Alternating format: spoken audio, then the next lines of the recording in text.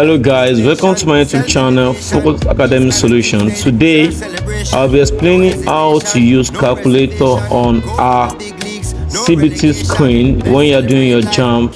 Alright, so at the top of the screen you see some outline there, so you find the calculator screen there.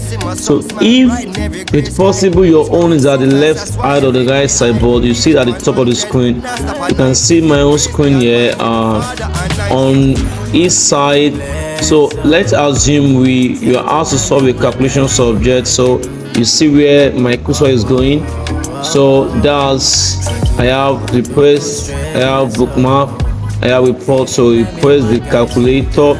So when you press it, so you drag it to a free space where it will not disturb the question you are having.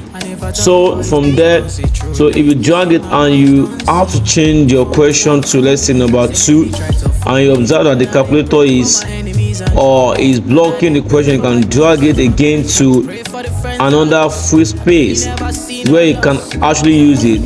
And the calculator is the kind of calculator that have 4 signs: the likes of plus sign,